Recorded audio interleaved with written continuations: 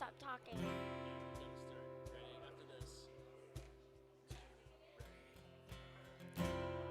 In the dark where you feel lost, wanna be the best, better work hard. If you're gonna stay here, nothing's ever changing. No, big world, gotta see it all. Gonna get up even when you fall. 'Cause you got each other. Oh, they'll try to bring you down. Oh, but you've got the power now. I know you're feeling. If you believe it, then you can. There's no reason that this life can be electric. Oh, and see it, see it. If you believe it, then you can. There's no reason that this life can be electric. My grade's got a ways to go. Take a big step, but you're not alone. 'Cause we got each other. There's so much you discover. Headstrong, but your heart is stronger. Stay calm, walking through the fire. I know you're gonna make it out. Oh, they'll try to bring you down. Oh, but you've got the power now. I know you're feeling. If you believe it, then you can. There's no reason that this life can't be electric. Oh, you see it, see it. If you believe it, then you can. There's no reason that this life can't be electric. Oh, they'll try to bring you down. Oh, you've got the power now.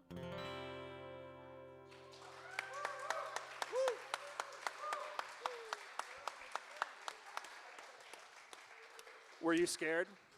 Was it awesome? Ask them how you did. Did she do okay? Good job. Thanks. We're going to bring Carly up for the next opener. Thank you, June. That was gorgeous. We appreciate you, baby.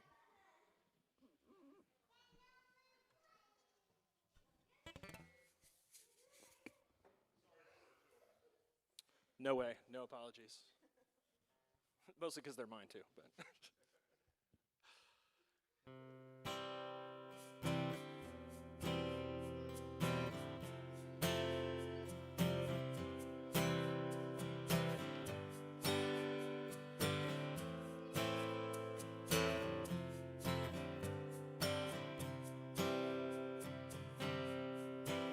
Be the light in the crack. Be the one that's been there on the camel's back. Slow to anger, quick to laugh. Be more hard and less attack. Be the wheels, not the track. Be the wonder that's coming back. Leave the past right where it's at. Be more heart and less attack.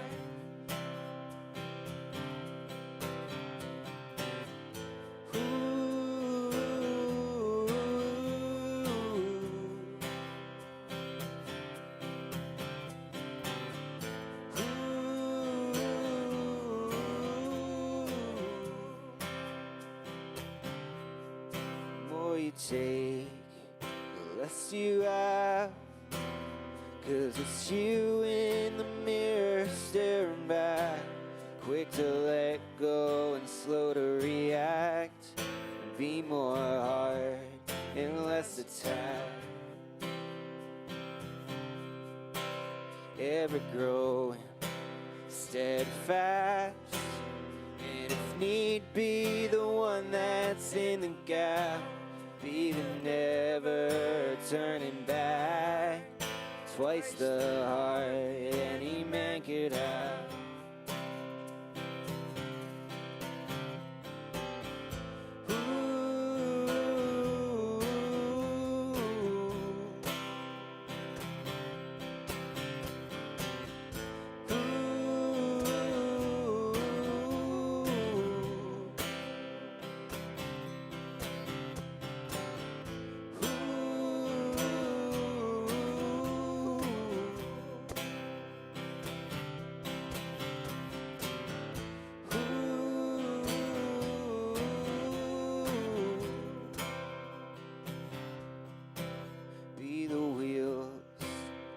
the track, be the wonder that's coming back. Leave the past right where it's at. Be more heart and less attack.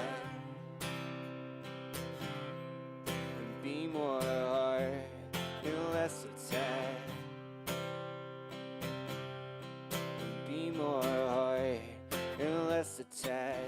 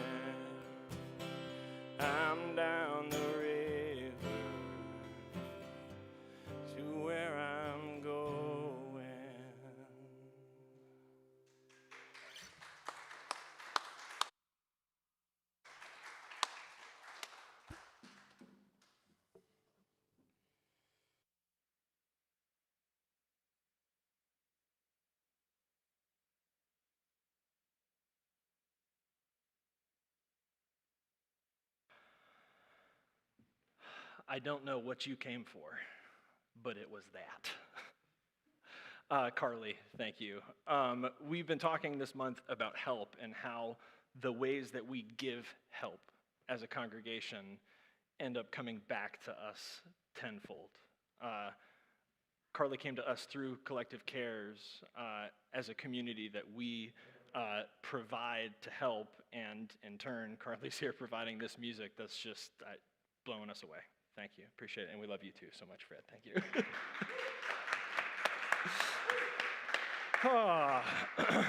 Let me introduce myself. Welcome to the 5 p.m. Liturgy. I'm Ben, I'm the pastor of the church. I'll be your host for the service tonight.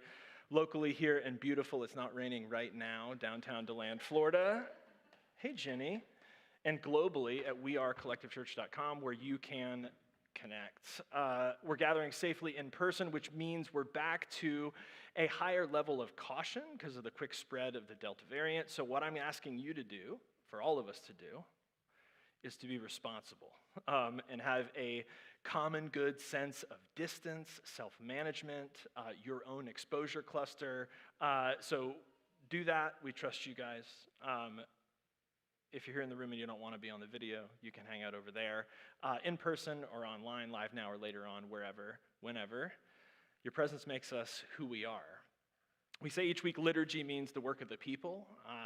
So this is not my work, it's not Freddie's work, it's not the work of people on stage week over week, but it's how we work out spiritual community together. Here to help us work tonight are our liturgists. Dave pointed out the youngest liturgist ever, Ginny, Joseph, and whoever that sweet little binky rabbit is.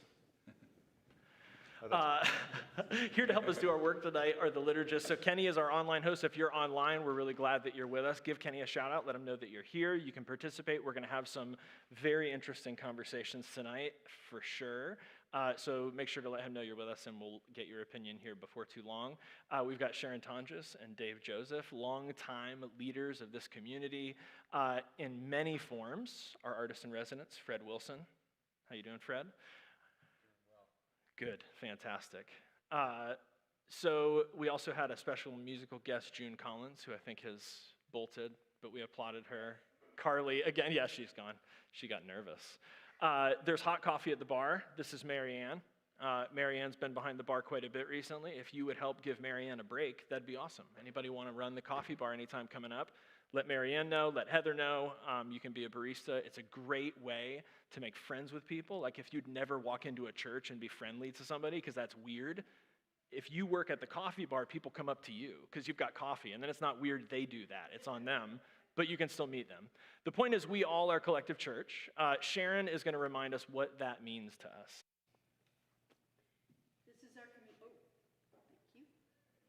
This is our community statement. We value highly the metaphor of journey.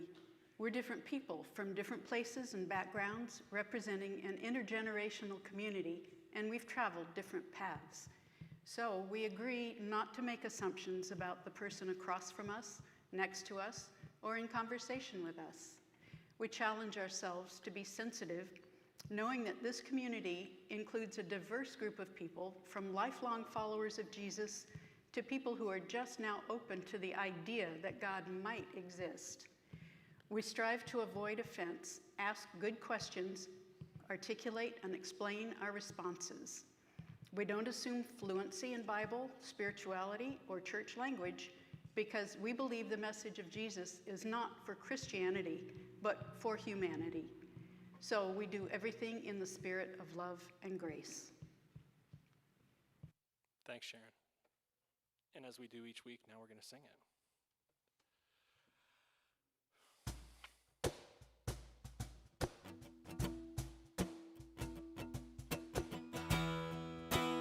Oh,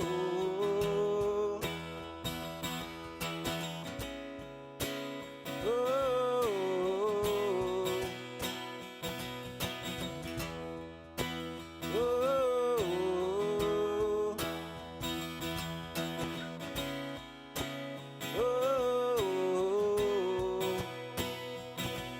travel different paths. We're beautiful people with messy pasts, so have no fear, no judgment here. Whether you believe in Jesus or don't believe in anything, something you can teach us. You belong, no right, no wrong.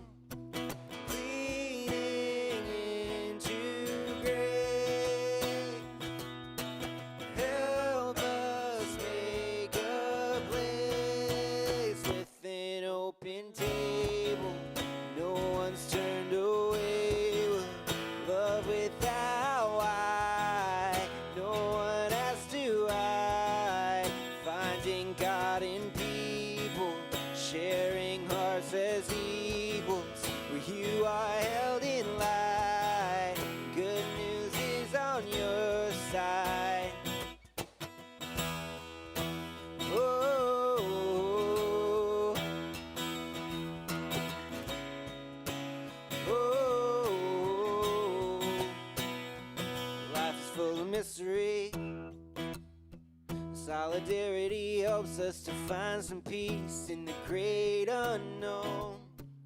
You don't have to be alone. Leaning into grace, help us make a place with an open table where no one's turned away. We'll love without why. No one has to hide. Finding God in people, sharing hearts as equals.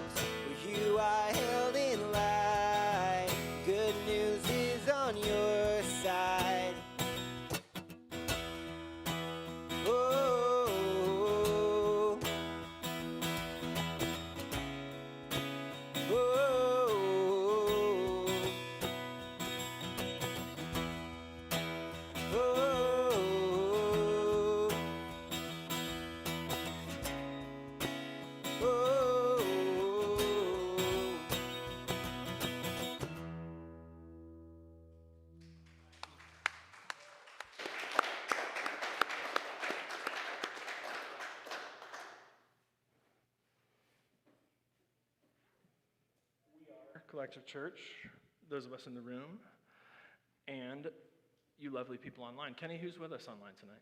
Well, Waylon dropped in Yes. after his appearance last week, which is All right, nice. doing his food And- prep. Yeah, and Michelle Brott is watching from work. Awesome. Hey, She Michelle, had good to see you. A lot of nice things to say about Carly on the cello. Yes. And also shouting out to Brandon for the quality of the sound in the stream. Come on, big hand for Brandon.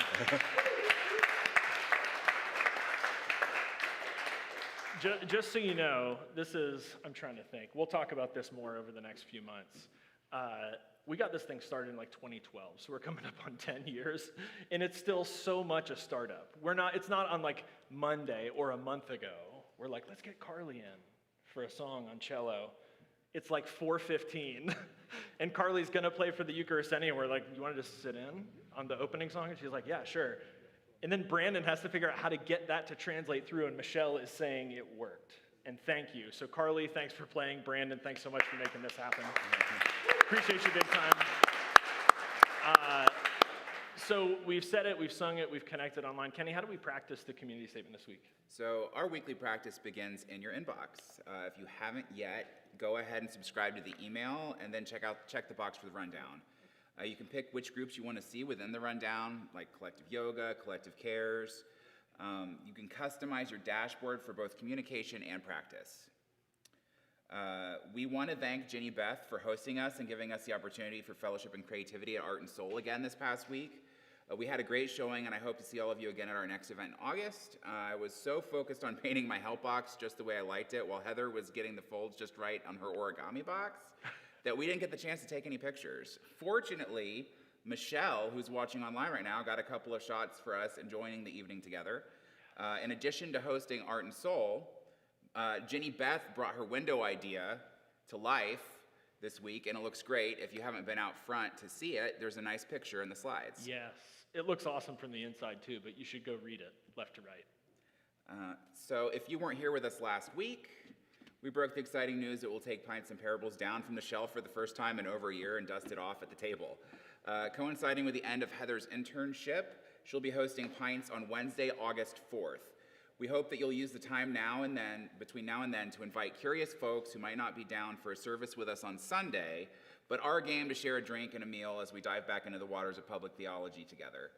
Please join us at the table on August 4th for what is sure to be a good time. And don't forget, the Drika is hosting its first comedy night this coming Friday. There's going to be a mix of stand-up and improv comedy. Tickets are $15 if you pre-order and $20 at the door. If you're able, attending will be a great way to support the theater. And if you're looking for a way to support Collective, one way is by donating snacks for both Collective Kids and Collective Cares. Whether it's a Sunday night with the kids in the back or a Thursday evening with the Cares crew, where we're doing hungry work, your donations will be very appreciated. That's me. Yeah. Speaking of supporting Collective, let's think just for a second, based on what Kenny just shared, let's think about what we provide.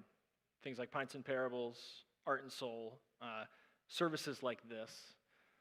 These are things that don't occur otherwise at all in DeLand and Central Florida. So we're providing these really unique opportunities. In the ways we support our work, we just talked about, like supporting the comedy show, buy a ticket so that people can keep booking the theater so that we can make income, so we can keep doing it, bring snacks. These are efforts to make the input match the output. So close. Or the needs that we have match our sense of mission. Another word for this is sustainability. So we've been saying for this month of asking for help that the way that we need help is to show up and give and serve. We're being explicit. If we're going to continue, we need to build momentum, and we need to see some growth into the fall in these ways: show up, give, and serve. Heather's internship is almost over. And so help us to see more than the same faces behind the coffee bar, the same people greeting every week at the front door. Come help Dan do hospitality, the same faces on the couch every week. We want to keep this stuff fresh. Come offer a hand wherever it's needed, before the service, after the service. The point is, go to wearecollectivechurch.com. If you haven't already signed up for the email there, that's how you stay connected to be able to know when to show up and how to serve. And collectivegives.com is how you can help us to make this financially sustainable. Kenny. Practice, show up, give, serve. These aren't beliefs that make us a community, the body of Christ, they're practices. From the rundown to weekly practice to giving, make your plan now to do what we might not want to do later this week. And of course, if you need any help, I'm more than happy to help you right after service at the bar. And since we've talked a lot about practicing this week, let's actually practice together right now. I feel like I grabbed this baton. Now we're going to practice. And we are going to. So in just a moment, we're going to, hey, Jay, it's so good to see you. Welcome back. We're going to sound the singing bowl. We're going to sit and ask you all to join us for a few minutes. And again, this is not an opportunity to sit for 3 minutes and ruminate on what you believe, but join us for a practice in which what we're really doing is returning to our attention. Traditions have called this many different things: centering prayer, simply shared silence, silent worship. The idea is that as we sit silently, our mind will wander and we can come back to our attention through simple things like our breath, and by sort of zooming out and becoming the observer. No judgment, just notice and come back gently to your breath. We have some more great footage from 3-Button Media, thanks to Brandon. The drone footage over the St. John's. Feel free to use that drone footage if that helps your sense of connection. Tonight, as we prepare to sit, let's take a few cleansing breaths. Become aware of your posture. If you need to change the way you're sitting, actually, you know what? Let me take my own advice.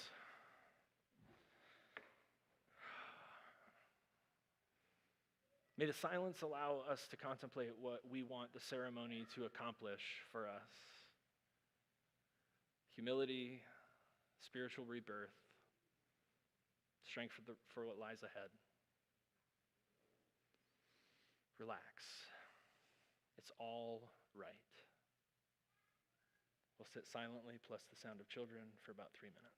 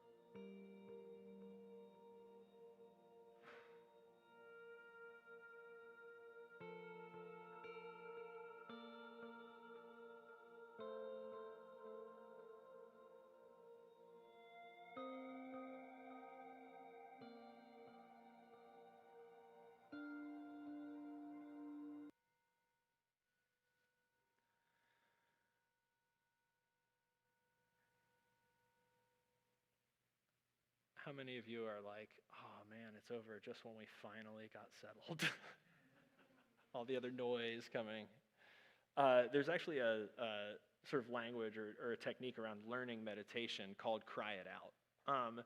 And the idea is in the same way that when a kid is doing sleep training and eventually you get to the point where you have to teach them to self-soothe and sort of put themselves to sleep, you let them cry it out. And in the same way, the idea is that you've got this reactive mind, and we're all under the impression that we work for our mind, but we actually don't. And so we can choose in those moments when that crying won't stop, we can choose, and let me say, it's a choice. You can choose not to respond, and if you're like me, your cortisol levels still jump when you hear a kid cry. It doesn't matter if it's your kid or not. You can breathe through that. You can choose to step back from that. And the idea is sometimes all the practice is crying it out. It's just getting through that monkey mind, getting past all of those distractions, and hopefully doing it gently, doing it graciously. We're wrapping up this month around help. And we're shaping our practice and reflection, as we've seen, both in asking for help to keep this church going, with the understanding that if we manage to keep the church going, but we fail to help those who are losing or deconstructing their faith, the work we do on behalf of the LGBTQ community, the work we do with acute homelessness through the neighborhood center, the long-range affordable housing work we're doing through faith, our partnership with the Create Space, our partnership with the Drika Theater venue, our role in the future of mental health in our community. If the church survives without all that good work, it's not the church. And in the same way, for all of this good work to survive and even to thrive requires us to continue to be a part of it, or else the church doesn't much matter. So we've been examining for the last several weeks, and we're going to do it again tonight, the ways that we've been helping with some of these problems and how we're going to continue to help. So last week we were inspired by the psalmist, Psalm 107, to cry for help, to express and connect to the human experiences in which we find ourselves calling out for help. So I'm not going to read this psalm because it takes like 7 minutes. But the cries for help in the psalm are effectively like this: help, I'm lost. Help, I'm blind or bound. Help, I'm mortally sick. Or help, I'm in mortal danger. And we said last week, the psalmist captures the context of the human experience in which people tend to not intellectually consider and evaluate their theological positions about suffering, but when we cry out, when we're past or behind, we might say, sort of this rational mind, and we're just trying to survive.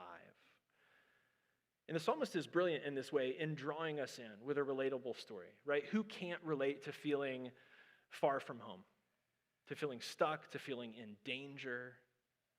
I mean, man, just the people I know for sure in this congregation who can relate to feeling sick. The psalmist throws this wide net to capture as many of us as they can, draw us into this sort of universal human need for help, and maybe more so even than the universal human need for help is the universal human need to cry out for help.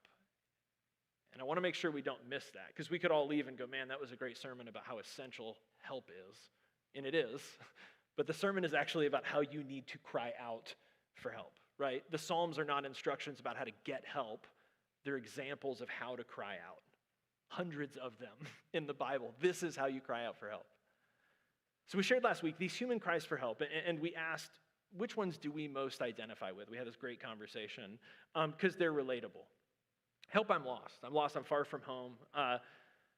Some of us are far from home.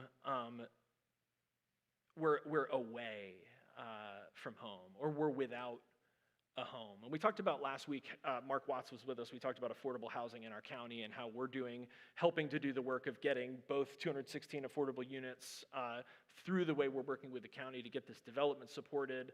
Also talked about the work we're doing with faith. We heard from Waylon about the work that we've done with the neighborhood center. So what we're saying is part of this deep human core need expresses itself as needing help around a sense of home. I'm far from home. I don't have a home. And we're saying we're literally, the work we're doing, part of the mission of this church is answering that deep human need for a sense of home. We're doing that literally. by addressing housing in all of these ways. And then Jamie, who's the manager of the theater here, if you don't know Jamie, you should. She's amazing. Jamie, if you're watching, hey. Jamie shared last week on the couch, she said, some of us, though, are far from home in our own homes. Some of us are far from home in our own homes. And we're doing that work, while there's not that literal work of like the neighborhood center for feeling far from home in our own homes, we're doing that work as the church with collective cares. We're offering belonging to those that don't fit in. We're finding misfits, people that haven't been able to fit in, and saying, we can't offer fitting in because that's in and out, that's us and them, that's black and white, but we can offer belonging, unconditional belonging. So I'm far from home, or I'm lost. Help, I'm blind or bound. Again, this is the sense with blind or bound, is that this is against my will, that I'm stuck. I'm a prisoner. Fred, we've talked a bunch about youth incarceration and the way that in our county, if a kid is given a record instead of a civil citation, that record follows that kid their entire life. It prevents their ability to get a job. Maybe you're watching, maybe you in the room. I know some of you have worked with people who are in the system, maybe a family, maybe a child. Maybe someone you know is literally in prison. Or maybe symbolically, you're trapped, you're locked up, you're stuck. And what the psalmist is saying is not just that it's okay to cry out for help, but in fact that we have to cry out for help. And this is one of those things where you may doubt, you go, okay, I'm stuck, I'm blind or bound, but I'm gonna problem solve it. I don't need to ask for help because I'm gonna problem solve it. And I thought about how many of you, have you guys seen The Dark Knight?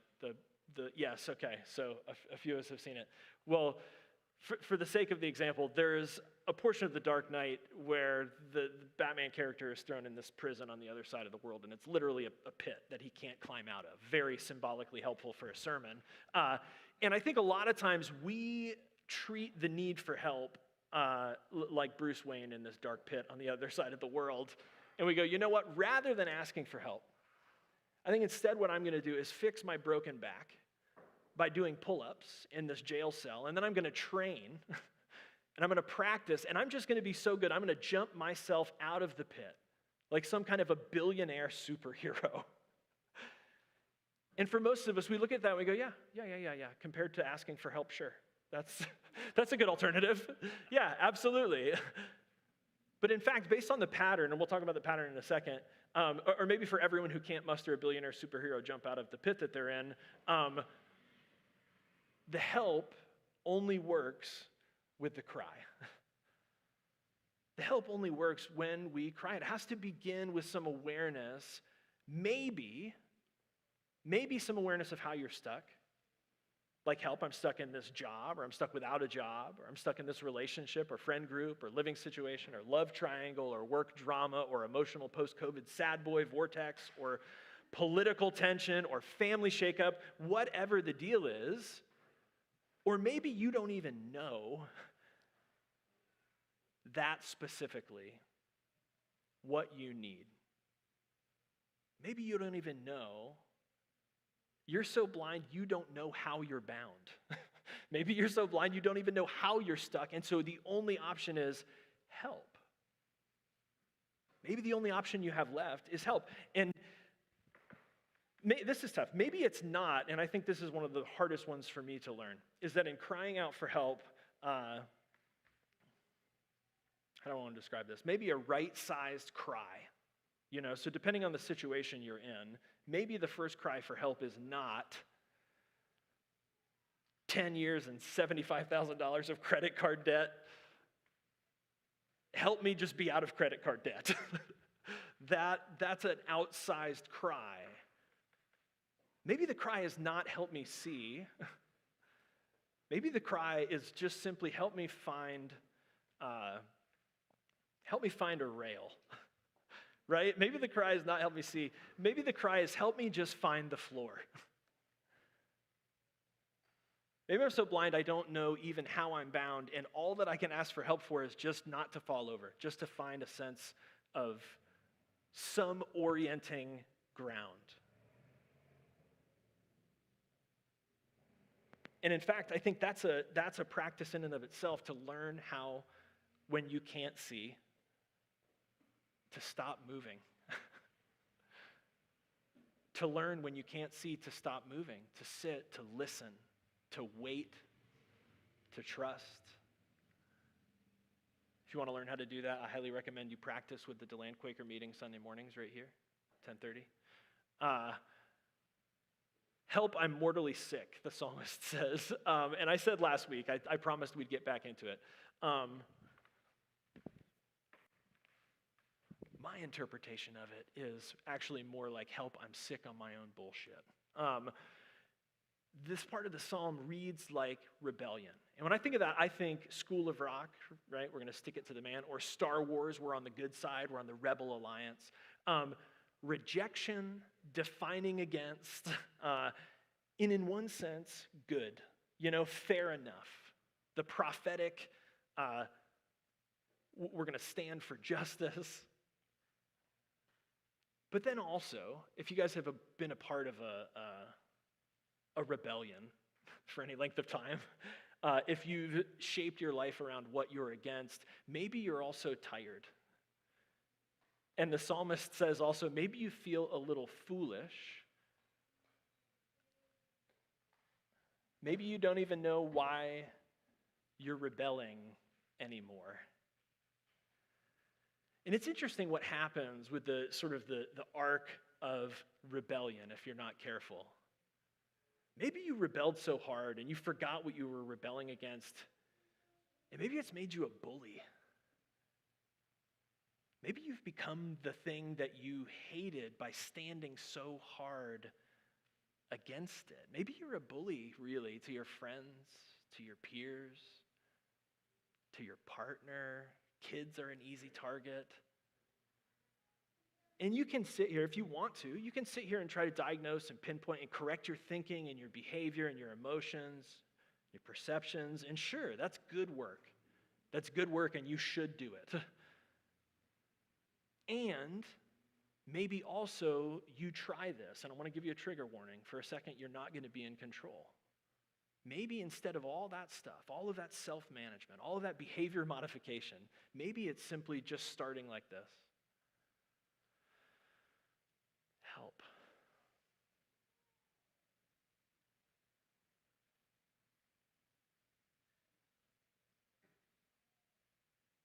Help.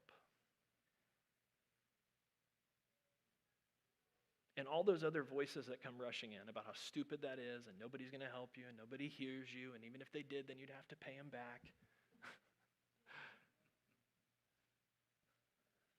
We've already practiced sitting in silence. Let those voices come. Don't judge them. See them. Let them fade. But sit in the posture of asking, help. This section of the psalm also, this sort of, this rebellion, this foolishness, it's got this really interesting connotation of, and this works because it's in the Old Testament, so you can sort of get some good karmic debt going on in the Psalms. It has the sense of reaping what you sow. And so as we look at the country, as we look at the data, we have this really interesting illustration of this. This rebellion against masks, a rebellion against vaccinations. There's this whole political battle about that, which we can get into, and people have their rights, and they've got their freedoms, and there's the cause of the common good. And choosing to rebel against these things in this specific way. In the psalm it says that this foolishness, this rebellion brought the psalmist down close to death. Sick unto death, this is the translation. And we say very frequently around here, we don't believe in this. Like I'm in a sense tongue-in-cheek, sort of joking. We don't believe in this karmic debt cycle. Right? You can't believe in grace and believe in karmic debt, that whatever you've done, you're going to get paid back for it, or you've got to fix your ledger. We don't buy into that. And so we don't believe that people get punished for their sins. We don't buy into that. What we do see is a world of consequences in which people are punished by their sins. There's no one keeping an account, but if you refuse to get the treatment that will spare you, you absolutely are rebelling to your own demise.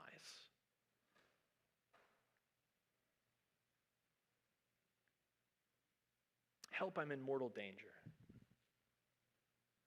The psalmist says that these people are at risk out on the seas.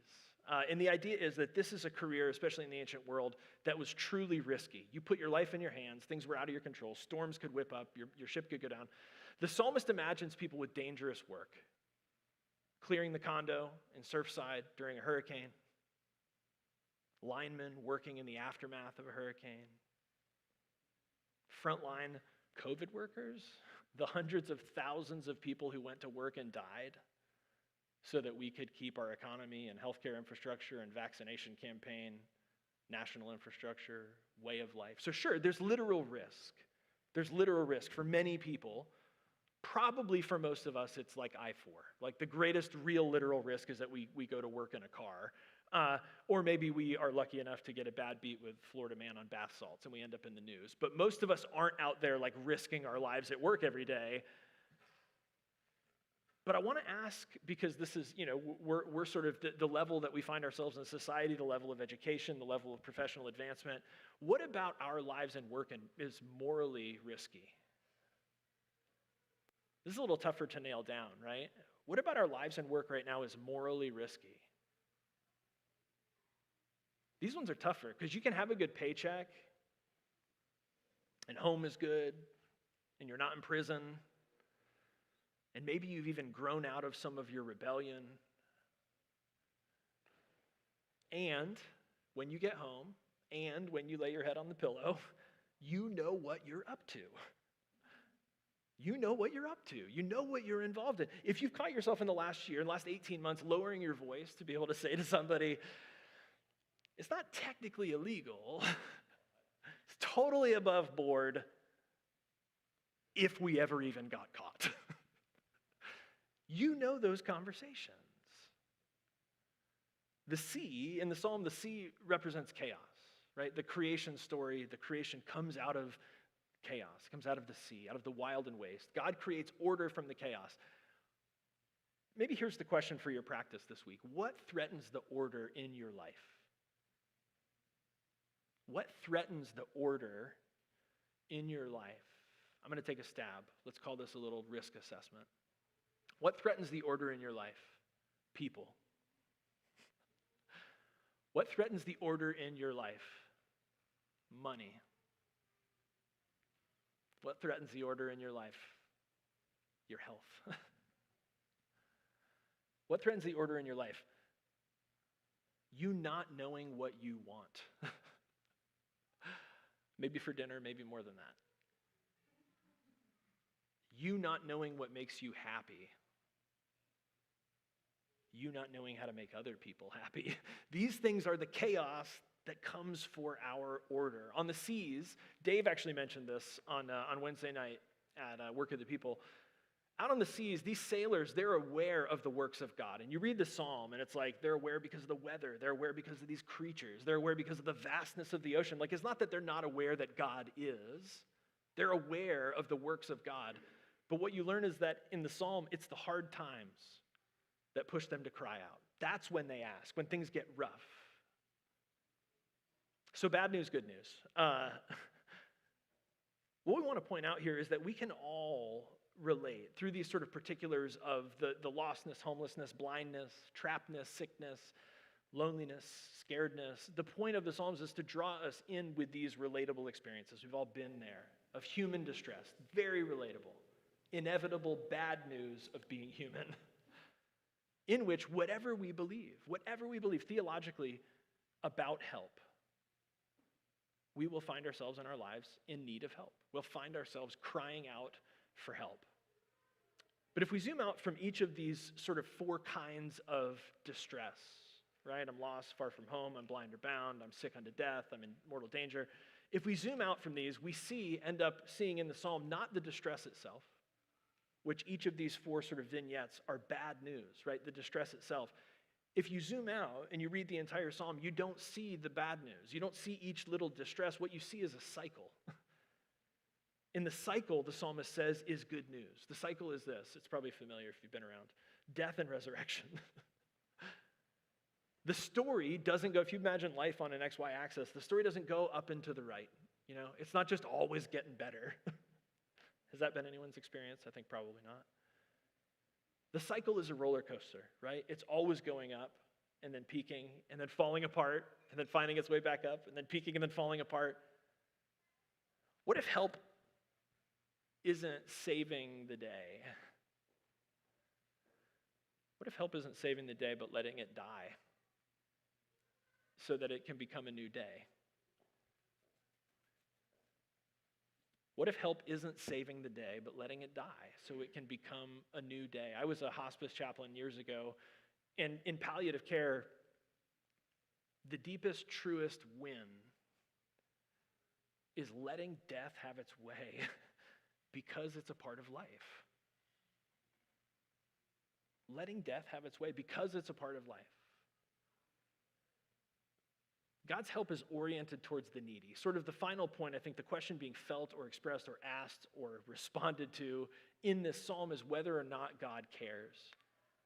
Does God give a rip about people in need? And the psalmist wants to answer emphatically yes. The shape of the cry in the Psalms is not just testimony to the shape of our mouths, that we're humans and we always cry out, but to the shape of God's ears. That God's ears are inclined, that God is oriented towards the cry of the needy. And so whatever you believe about God or religion or Jesus, that's fine, we can talk about it. But for the sake of this church's practice in this season, whatever is happening in the name of God, it's oriented towards the needs of the helpless. Whatever's happening in the name of God, it's oriented towards the needs of the helpless. So what would a prayer sound like then to the God who is this process, right? Not the God who sees us in these vignettes of distress and plucks us out and makes everything fine, but the God who is at work in the death and resurrection of enduring each of those cycles. Maybe something like this: God, expand our vision from help in this circumstance to help through the process of this death and resurrection, these cycles, and even in my need. Maybe it's as simple as reminding ourselves in that moment the suffering isn't the whole story, the cycle is the story. And you may be suffering, but remember you're suffering in a part of this cycle. Life, death, and resurrection. Which brings us to tonight's text as we approach this conversation. Dave, would you read Luke 22 for us? Sure. Jesus went out as usual to the Mount of Olives, and his disciples followed him. On reaching the place, he said to them, "Pray that you will not fall into temptation." He withdrew about a stone's throw beyond them, knelt down and prayed, "Father, if you are willing, take this cup from me. Yet not my will, but yours be done." An angel from heaven appeared to him and strengthened him. And being in anguish, he prayed more earnestly, and his sweat was like drops of blood falling to the ground.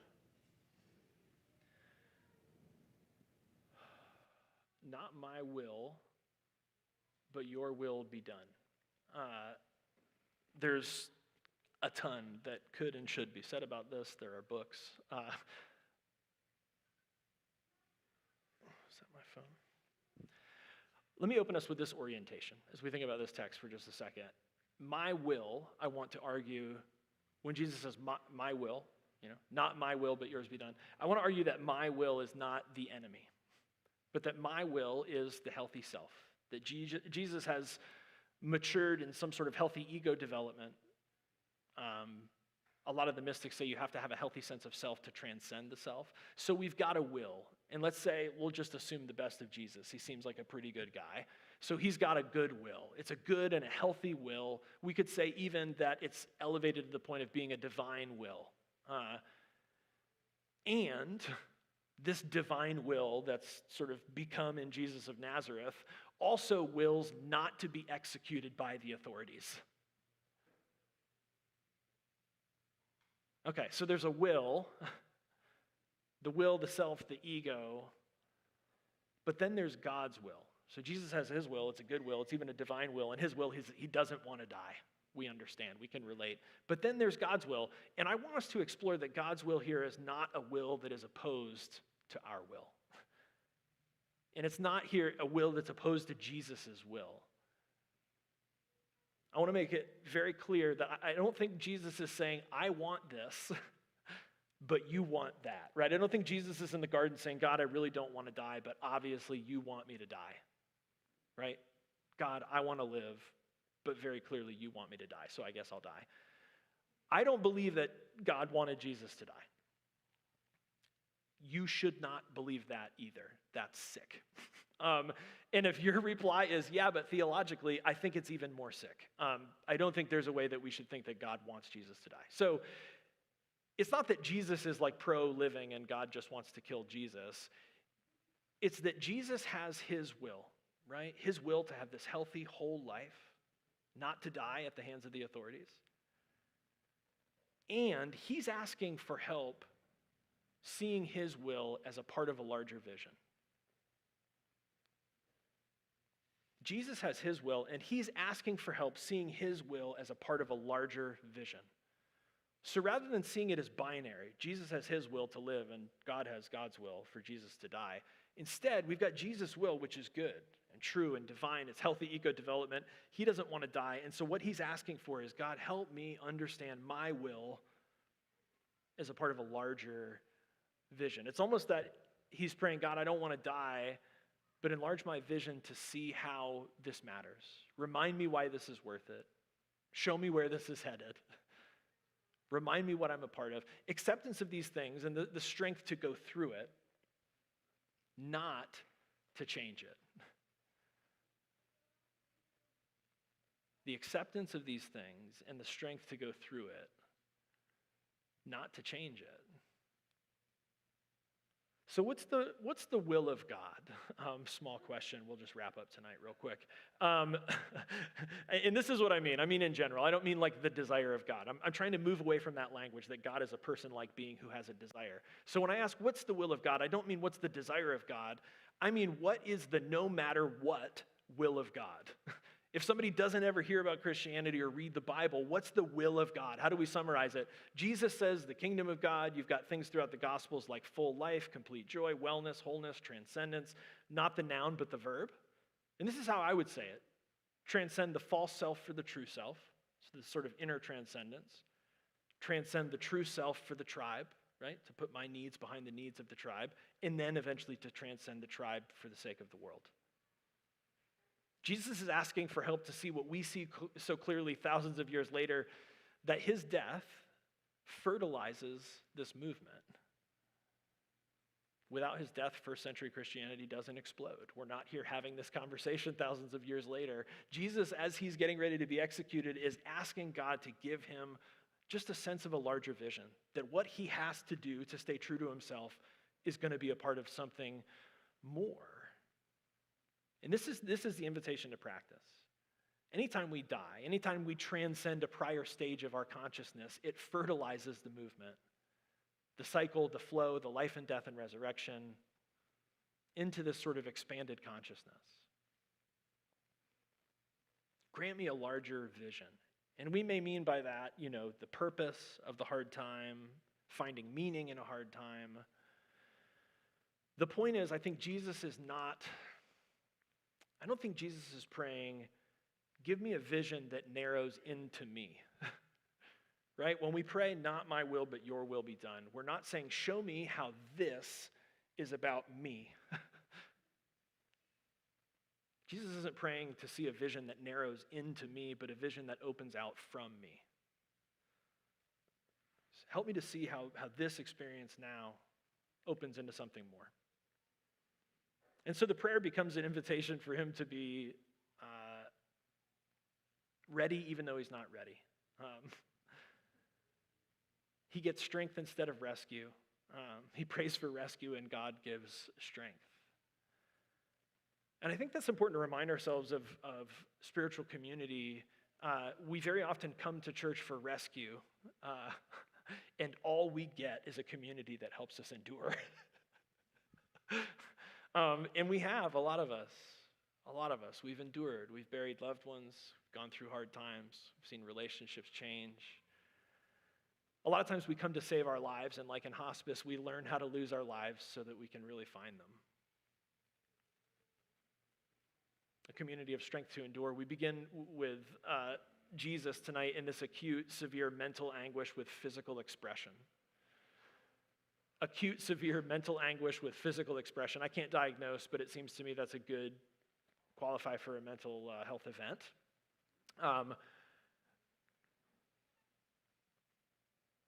Which brings us tonight to this conversation. I think one of the most important that we've had in our congregation about the help and conversation around mental health, about how to ask for help and offer it in a community, about the ways that we've suffered and how our suffering has shaped the ways that we're called to help.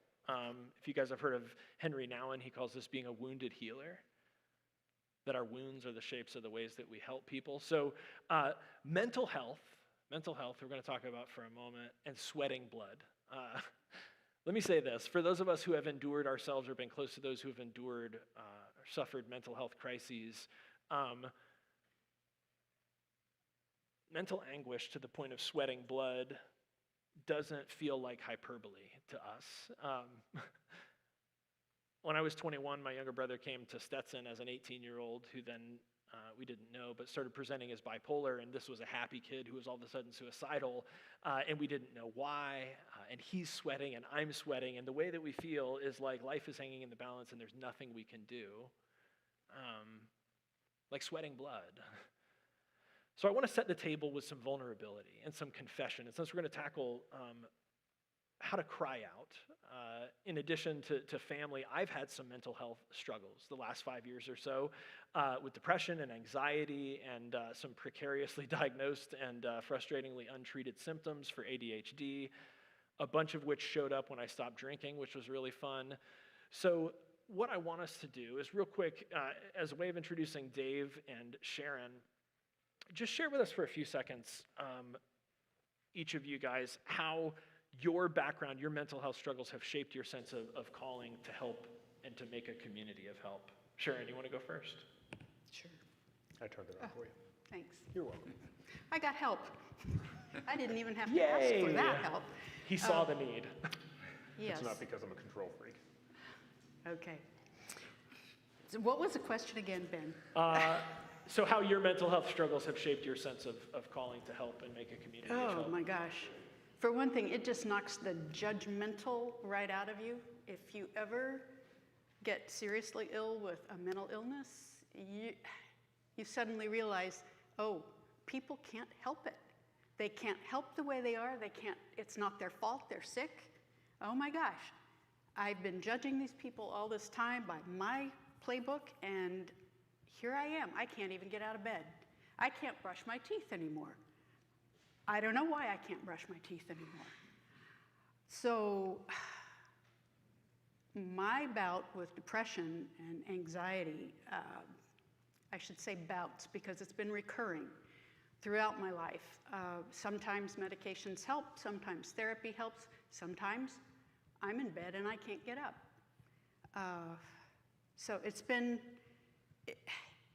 it has affected my sense of calling in that when somebody tells me I think I'm depressed, or when I can see that somebody is in the throes of depression, it's like you drop all judgment, don't try to figure out, don't try to diagnose, just be with them. Help them know that they're not alone, because sometimes that's all you can do. I'm not a mental health specialist. I'm not a therapist or anything like that, but I do have that inner sense of people need other people, and they just need somebody to be with them sometimes, without any demands, without any expectations. So that's kind of how I... Yeah, how did your, and obviously your awareness of all of this and your ability to articulate it has come with time and as you've gone through each of these things, but how did you, knowing that that's sort of who you were and what you had dealt with, how did that shape what you were kind of open to when Collective came along? Or how does that shape what you're even like looking for or open to in a community? Well, one thing is that here at Collective, I didn't have people saying the stupid things to me that I've heard in other, particularly church settings. I didn't have anybody saying, well, you just have to pray a little harder, or, things that, okay, yeah, but that doesn't help. My prayers aren't even hitting the ceiling these days. Yeah. So What do you do then? So it almost not even, I want you guys to understand that sometimes the work that we're doing is not that we're providing something that people with mental health struggles are looking for. It's that we're providing a community where they're just safe to come with their struggle and not get harassed and judged and questioned, but where people can just come and be okay. Right, yeah. Dave, tell us a little bit about your background and how you come to this. Yeah, so I have a background working with youth for 15 or 16 years here in DeLand. I had my own struggles with depression that was in a really bad place in middle school and high school, led to a suicide attempt and suicidal ideation for a lot of my life. I continue to struggle with depression throughout different weeks, different times. It comes on randomly. But I think for me, and for the direction that my life has gone, one of the most defining events was the suicide of one of my students that I was really close with, which was 6 years ago yesterday. Yeah. And he had been a part of Collective. He had been in this, well, I guess the other room, not in this room. Yeah. But just watching kind of the stigma around mental health and how people just don't seek care because, you know, they don't want to admit that something's wrong or that they're not perfect or that they need help. And for parents to not know where to turn and not be willing to get their kids help. So that's a lot of where kind of my call within that I feel like came from, and especially similar to yours, Sharon. I was told that I didn't pray enough or that I had hidden sin that I needed to confess. And so part of my pursuit within, what was that? I said, what was it? Sorry, go ahead. I know enough about you that I can share right now on this. But I think part of the reason that I have pursued some work within ministry settings and, you know, credentialing within ministry is to tell pastors to stop doing mental health care because they're not qualified to. Thank you. And you know, it's okay for pastors to say, I can't help you, but I know people who can. Yeah. And I think so often pastors want to help, so they're not purposely trying to say stupid stuff to us. They just do. And so, yeah. To summarize, mental health support has helped save both of your lives. Yes. And part of what that's done is shape you into people who see the value of it and want to find ways to pass that along. Is that fair? Mm-hmm. So how has Collective helped address mental health in our community and our work in the past? Dave, tell us a little bit about the big poster next to you. Yeah, so before we were in this building, before I may be the only person in this room that was still a part of Collective at that point. Kenny, were you around then? Okay. No, this might have been Canvas. It might have even was been, this Canvas? I think it might have been pre-Collective, yeah. Well, not is it on Canvas, it is on Canvas. Yes, it's Canvas on Canvas. Thank you, Kenny. So we hosted an event called Speak Hope at Cafe Da Vinci probably 13 years ago. Yeah, 13 it's years been a long ago now. time. That was an opportunity to show up, listen to music, share a beverage, and for people to get up and kind of share their own stories and their own background with mental health. It was there that I got to really know a couple members of our community that I should have gotten their permission to say their names, but I won't. So really well, like struggles that I had no idea they had. You know, I'd sat around a table with them for years and there was just never an opportunity where they shared kind of where they found hope or their own present struggles. And so this was actually done by John Scott, and he kind of did the main picture and people were able to kind of paint or draw on where they find strength and where they find support. And so my hope is to help host one of these events again this fall as a way to bring hope to our community through our own shared stories. Yeah, and in the same way, Sharon, you already kind of mentioned this a little bit, but the value of having community and sort of services that are intentionally destigmatizing kind of mental health issues and how that just create safety for people to be able to come and find a place. Yeah, in the same way that Collective Cares creates safe space for Yeah. the LGBTQ community, it's the same need for people who have mental health issues. People need to understand they're not always going to be sane every day of the week. Yeah. Sometimes we just get a little off. And to be okay with coming here, and even if I sit in the corner and cry, people will pat me on the shoulder or, Yeah. you know, but nobody has ever been mean to me. Or I've felt a sense of acceptance that however I am on any given day, it's Yeah. okay to be here. Yeah. If I can be here, you know? Yep. Well, and I think how powerful I know I've found myself in places mentally where the last thing in the world I could do was accept myself. Yeah. And putting myself around people who I just force myself to explode those notions and go, these people do accept me. Even when I can't accept myself, to put myself in those people's company. Dave, what are some opportunities that we have to help with mental health, and how do we use some of our gifts and resources to make a bigger impact moving forward? Oh, we don't have any. No. Fantastic. My jokes are terrible. I'm sorry.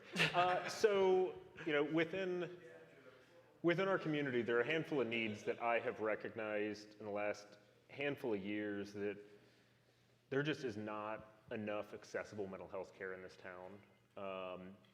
And we don't have very many organizations that are working to reduce stigma around mental health. And so I'm finishing up my master's in marriage and family therapy right now. And within this community, we've got a number of mental health practitioners or retired mental health practitioners. And, we are set in a way to make an impact in this world through helping with mental health conditions, or even beyond that, family struggles.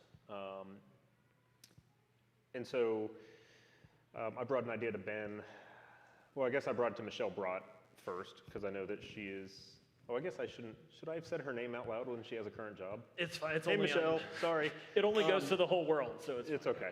But we've been talking about what it could look like to utilize the gift that we've been given with this space upstairs in a way that could be honoring to our understanding of what Christianity is or who Jesus is, but also be a place that we could earn a living while also kind of helping within the community. And so I don't know if anyone's noticed that I have made an absolute mess of the lounge the last few weeks. And if you've been in this building, you may have heard a lot of the loud noises upstairs. So we're in the process of building out the upstairs into 6 different rooms. 2 of them are Ben's office and kind of a meeting room. And we're opening, do you want to know the name? Sure, yeah, Can I lay it share on that? us. This is a surprise to me too. It's like gender reveal, but Yeah, it's not really as exciting as you might think, and it's not nearly as do you have an edgy or explosion angsty. with fog or anything? DeLand Counseling Co-op. And so it's one of the only co-ops of its kind within the mental health industry, but we're looking to utilize mental health practitioners in a way that we work together as a team to do our individual practices, see our own clients, but then also to be able to host some events here out of this space or out of upstairs. For Sharon and I were talking this week, there's no group in this town for parents of autistic kids to be able, or those on the spectrum, to be able to share what's going on in their life in a way that's not just an awkward like meet and greet. The same and Dan and I have talked about the need for parents of LGBTQIA persons. Like I was part of, in the counseling roles that I'm in right now, I'm already part of those conversations with parents doing some of that work, and they're constantly saying, who else can we talk to? Who else can we process with? Because counselors are expensive, and seeing them, all the time gets expensive. This is not me trying to not have work. If you want to pay me every week for the rest of your life, please come see me. No, but to be able to offer some of the support and some of the networking that families need kind of moving forward. And so we'll have a lot more coming up here. There's a team of us that are working on mission statements, vision statements, all that kind of stuff. We're hoping to have the build out done by September and have it ready if Amber lets me get away with permitting. Rude. I do want to thank, though, the City of DeLand Building Yeah, Department they've been and awesome. the Fire Yeah. Marshal. They have helped us to find ways to utilize the upstairs space Yeah. for this purpose and for this mission. They understand what we're doing, they understand the mission, they understand how many people that we're poised to be able to help, and I think that's significant that they've been able to get behind that. That's awesome. So how do we, as we're sort of excited together to partner and do this, what are some things that we can do to be helpful when the time comes to spread the word, to let people know that there's going to be both better access and maybe better affordability for mental health in DeLand? For us, for now, do we have some work days coming up? We can let people know eventually when they can come and help. Yeah, so we should pass our first permitting hurdle tomorrow for framing upstairs. At that point, drywall goes up. So once drywall texturing and painting is done, or drywall texturing is done, we will need some people to help paint. Now, I do love everyone in this room and everyone in the online community.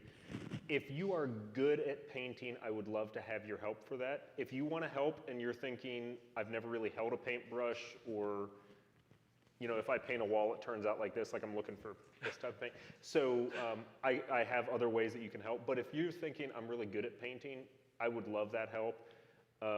If you've got a decent back, we're going to be putting down some carpet squares and tiles. It's just a whole lot of time on your hands and knees. So that's going to be part of kind of the workday process here moving forward. We're hoping to have an open house in the beginning of October.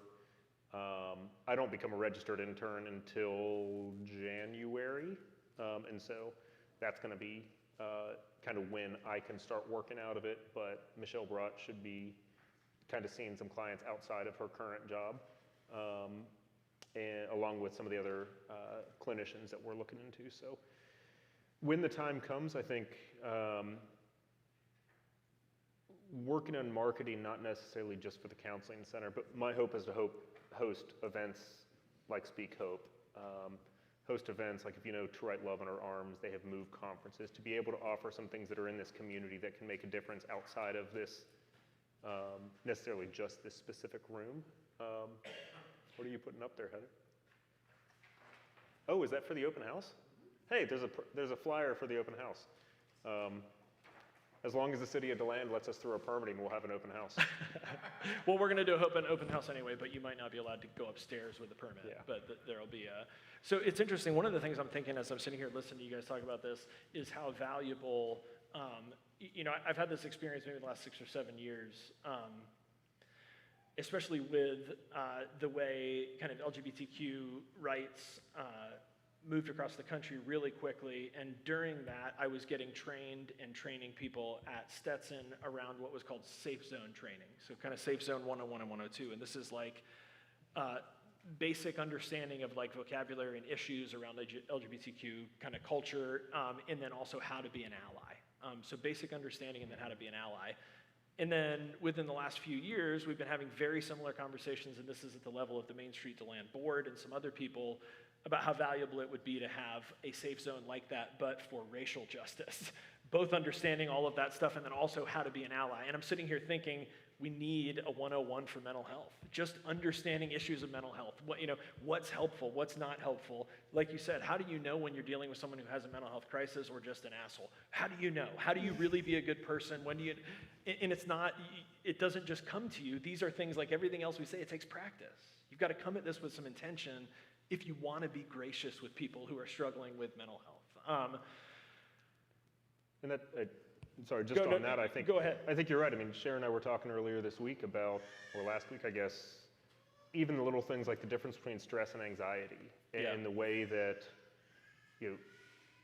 people will say, I'm anxious. Well, stress and anxiety are two different things. Sadness and depression are two different things. So just even in the conversations, the way that we talk, I mean, I know I have learned so much just from being around Dan on like what is appropriate and what are the terms that queer was a bad term when I was growing up and it is not today. So like even just understanding language and being able to help this community in that way to kind of debunk some of those stigmas or use correct terminology to help those that are struggling.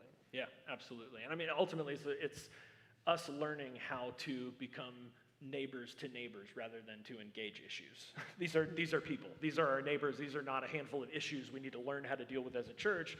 We need to learn how to be neighbors so that we can be good neighbors. I agree. To our neighbors. And shameless plug, you didn't ask me to do this, but we're able to do what we're doing upstairs because of some of the money Collective has, because of a grant from the Methodist Church that runs out at the end of this year. And I know we've already talked about this, but these are the types of things that when you think about, like, where does your support for this community, or you may have people that don't have any interest in giving money to a church that would love the idea that we have a counseling co-op that's going on that is going to provide mental health care in this town. And so, you know, when you give to something like Collective, you're giving to mental health care in this town. Two things, two closing notes, and then we're going to come to this table. First of all, those of you online, some of you guys in the room, you're going to have questions. And first and foremost, I need you to know that you should not come to me with those questions. The DeLand Counseling Co-op is going to be utilizing space upstairs. We're going to be working out a financial agreement that's advantageous for them and for the congregation. I'm going to be a huge cheerleader and advocate for people getting the mental health they need. If I have the option, I'll try to refer them through the DeLand Counseling Co-op. But other than that, right now, that's where my engagement missionally with the counseling center is going to kind of stay. So if you've got any more questions than where it meets, you got to talk to Dave. Is that fair? Sure. No, yeah, that's fine. Yeah, don't burden him with that. I'm purposely not even, you know, putting any of that. He's hiding it from me, so that no. So how about a hand for Dave and Sharon? Thank you guys for coming and sharing with us.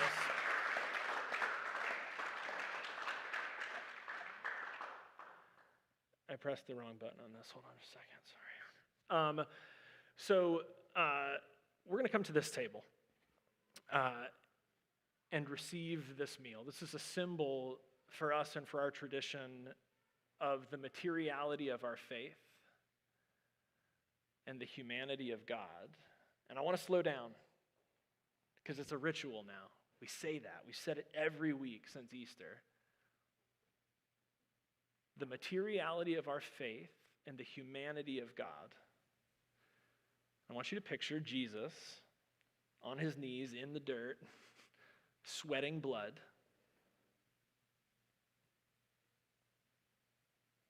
And to understand somehow that that's God. That mental anguish is a part of our practice. It's a part of the life of faith. It's a part of being human. A reminder that we ourselves are the body of Christ.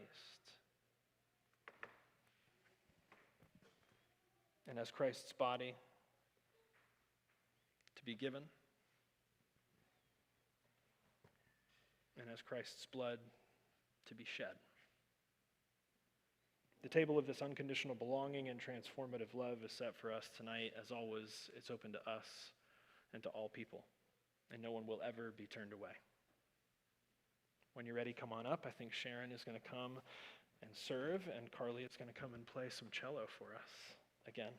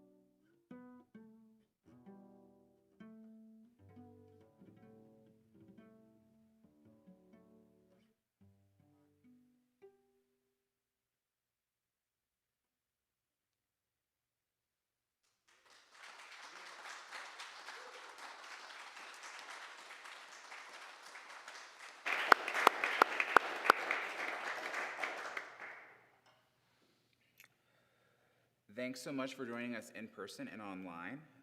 Michelle actually said during chat that if you wanted to ask her about the DeLand Counseling Co-op, feel free to do that also. Also, those of us in person, after the service, make sure that you clear the room for yoga.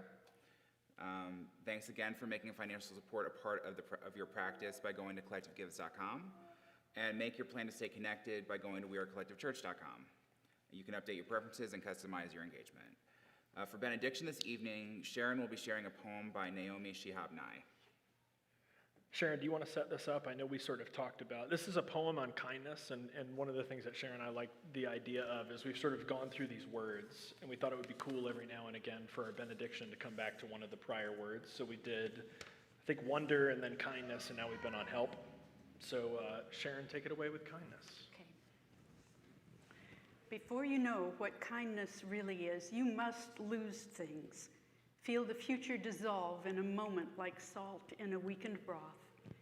What you held in your hand, what you counted and carefully saved, all this must go, so you know how desolate the landscape can be between the regions of kindness. How you ride and ride thinking the bus will never stop, the passengers eating maize and chicken will stare out the window forever. Before you learn the tender gravity of kindness, you must travel where the Indian in a white poncho lies dead by the side of the road. You must see how this could be you, how he too was someone who journeyed through the night with plans and the simple breath that kept him alive. Before you know kindness as the deepest thing inside, you must know sorrow as the other deepest thing.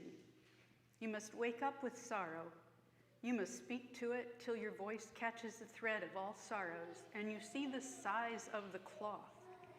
Then it is only kindness that makes sense anymore. Only kindness that ties your shoes and sends you out into the day to gaze at bread.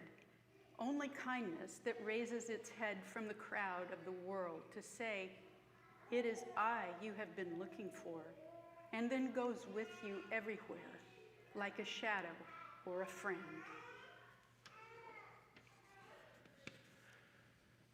Sharon, that was amazing, especially given the chaos just beneath the surface. Hey, kids, come in here. Everybody come in here. We're going to wrap up. You have to come in here and put your hands together. June, tell them all to come in here. All of them. Tell those kids all to come in here. Get them. Quick.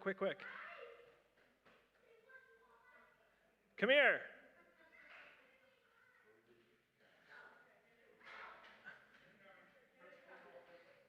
All right, come on up here. Come here, because we're going to do our closing ritual together. You guys are going to be a part of it. And because we wanted to say thank you, because we love you guys and you're awesome and we're glad you're here. Oh, you're coming up. Fantastic. All right, we'll follow directions. It's like Simon Says, but I'm not going to say Simon Says, okay? All right, so let's bring our hands together as a symbol of our intention. First to our forehead for clarity of thought, then to our lips for clarity of speech, and to our hearts for clarity of action, so that in all that we say and do, love would be our first thought, our first word, and our first deed. And before we say it, I wanted to say a special thanks to Caitlin for taking care of the kids today. Thanks to the kids for being awesome. Thanks to Carly for playing cello. And grace and peace. Grace and peace, everybody. Have a great night. We'll see you all later.